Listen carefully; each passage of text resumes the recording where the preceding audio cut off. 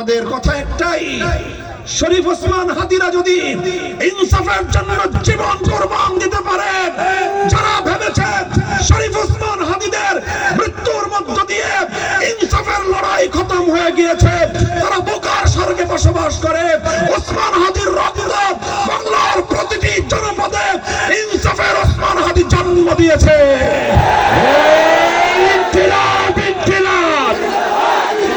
জিন্দাবাদ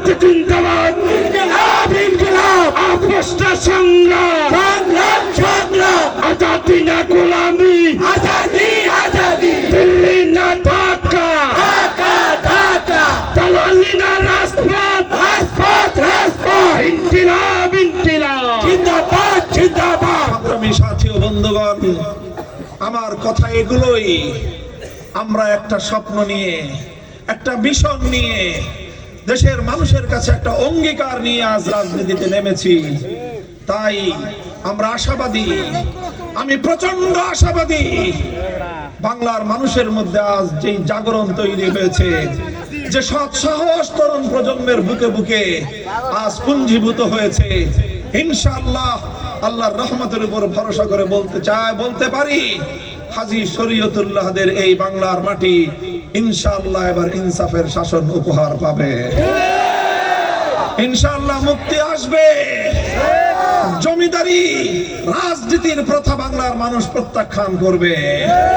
বাংলাদেশের মানুষ মেহনতি মানুষের রাজনীতিকে গ্রহণ করবে, নিরীহ সাধারণ মানুষের রাজনীতিকে গ্রহণ করবে।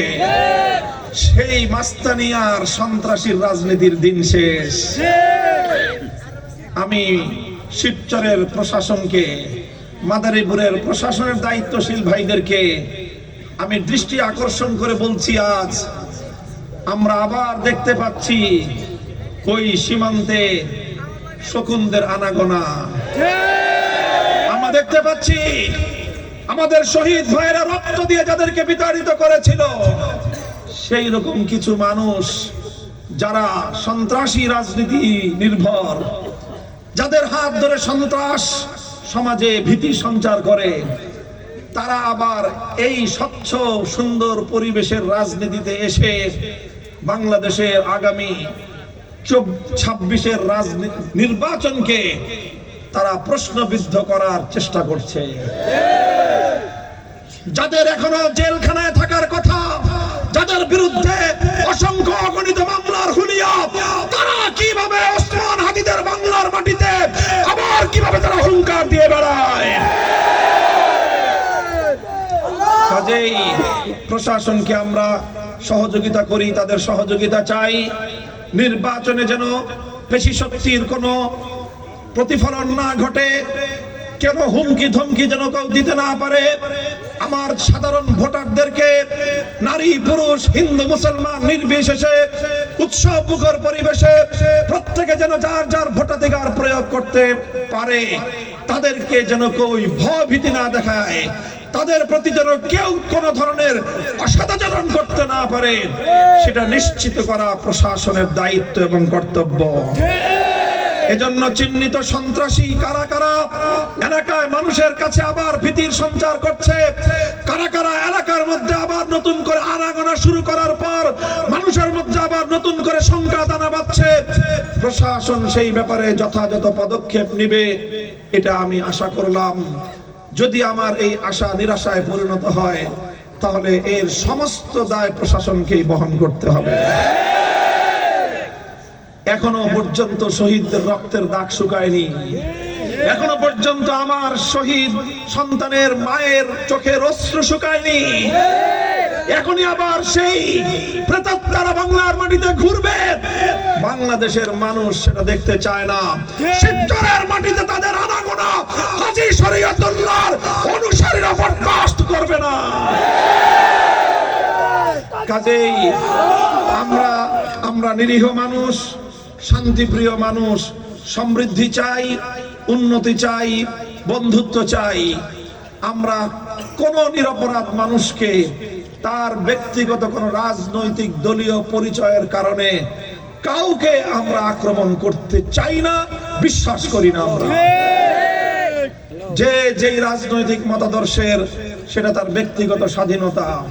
যারা নিরপরাধ তাদের বিরুদ্ধে যারা মামলাবাজি করেছে, মামলা বাণিজ্য করেছে, এতদিন মামলা বাণিজ্য করেছে, এখন আবার সময়ের পরিবর্তনে তারাই আবার সেই তাদেরকে এনে এলাকায় ভীতিকর পরিবেশ তৈরি করবার পায় তারা চালাচ্ছে। মনে রাখেন, বাংলাদেশের মানুষ কিন্তু আর আগের মতো বোকা নাই। জুলাইয়ের পর বাংলাদেশের মানুষ, যুব সমাজ এখন অনেক সোচ্চার। কাজেই আমি যা বলতে চেয়েছি, আশা করি আমার কথাটা সচেতন মানুষরা বুঝবার চেষ্টা করবেন। প্রশাসনের দায়িত্বশীল ভাইয়েরা, আপনারা গভীরভাবে আমাদের বক্তব্য নোট করবেন এবং আমাদেরকে যেন এই কথা দ্বিতীয়বার আর বলতে না হয়, আপনারা আমাদেরকে সেই ব্যাপারে আশ্বস্ত করবেন ইনশাআল্লাহ। আমার আখেরি পয়গাম, দেখেন এবারের যে নির্বাচন, এটা কিন্তু ইতিহাসের এক অন্যতম গুরুত্বপূর্ণ বাক বদলকারী নির্বাচন। এবার নির্বাচন কিন্তু 12 তারিখ একটা নির্বাচন হবে না, হবে কয়টা নির্বাচন? দুইটা নির্বাচন হবে একসাথে। প্রত্যেকটা ভোটারকে দুটো করে ব্যালট পেপার দেওয়া হবে। কয়টা ব্যালট পেপার? একটা ব্যালট পেপার হবে যেটা সংসদ নির্বাচনের ব্যালট পেপার। ওটার মধ্যে সকল প্রার্থীর নাম এবং প্রতীকের ছবি থাকবে। সেখানে রিক্সা থাকবে, ধানের শীষ থাকবে, বিভিন্ন আসনে দাড়িপাল্লা থাকবে, শাপলাকলি থাকবে, অন্যান্য প্রতীকগুলো সেখানে থাকবে। এটা হলো সংসদ নির্বাচনের ব্যালট। এই ব্যালটে আপনারা শিবচর আসন, মাদারীপুর 1 আসনে সিল মারবেন কোনখানে? সিল মারবেন কোনখানে? রিক্সা মার্কার মাঝখানে। সিল মারবেন কোনখানে? রিক্সা মার্কার মাঝখানে। সিল মারবেন কোনখানে? রিক্সা মার্কার মাঝখানে। সিল মারবেন কোনখানে? রিক্সা মার্কার মাঝখানে। ইনশাআল্লাহ। এটা হলো একটা ব্যালট পেপার। আরেকটা ব্যালট পেপার দিবে আপনাদেরকে একই সাথে। সেই ব্যালট পেপারে কোনো মার্কা থাকবে না, প্রতীক থাকবে না। সেই ব্যালট পেপারে শুধু দুইটা কথা থাকবে, একটা হলো হ্যাঁ আর একটা হলো না। হ্যাঁ মানে কি? হ্যাঁ মানে জুলাই বিপ্লব চাই। হ্যাঁ মানে আমি জুলাই বিপ্লবের পক্ষে। হ্যাঁ মানে আমি বাংলাদেশের পরিবর্তন চাই। হ্যাঁ মানে আমি স্বৈরতন্ত্রের পরিবর্তন চাই। হ্যাঁ মানে হলো আমি জুলুমবাজির পরিবর্তন চাই। তো যারা আমরা পরিবর্তন চাই, যারা আমরা শহীদদের রক্তের প্রতি শ্রদ্ধা প্রদর্শন করতে চাই, যারা 30,000 যুদ্ধাহত জুলাই যোদ্ধাদের প্রতি সম্মান প্রদর্শন করতে চাই, আমরা সবাই হ্যাঁ মার্কায় সিল দেব। সিল দিব কোথায়? হ্যাঁ মার্কা। হ্যাঁতে সিল দিব। এটা হলো গণভোটে হ্যাঁ দিন। বলেন, রিক্সা মার্কায় ভোট দিন। এটা হবে আমাদের স্লোগান, গণভোটে হ্যাঁ দিন, রিক্সা মার্কায় ভোট দিন। গণভোটে হ্যাঁ দিন, রিক্সা মার্কায় ভোট দিন। রিক্সা মার্কায় ভোট দিন, গণভোটে হ্যাঁ দিন। গণভোটে হ্যাঁ দিন, রিক্সা মার্কায় ভোট দিন। মনে থাকবে ইনশাআল্লাহ। ইনশাআল্লাহ। এই পয়গাম আজ এই মঞ্চ থেকে আপনাদের কাছে দিয়ে গেলাম। এখন আপনাদের আমানতের দায়িত্ব এই পরিবর্তনের পয়গাম প্রতিটি মায়ের কাছে, আমার প্রতিটি বোনের কাছে, প্রতিটি কন্যার কাছে, প্রত্যেক বন্ধু বান্ধব এলাকাবাসী সবার কাছে আপনারা পৌঁছে দেবেন ইনশাআল্লাহ। প্রস্তুত আছেন ইনশাআল্লাহ? ইনশাআল্লাহ। এই ইনকিলাব, ইনকিলাব জিন্দাবাদ, জিন্দাবাদ। গোলামি না আজাদি, আজাদি, আজাদি। আজাদির মার্কা রিক্সা মার্কা।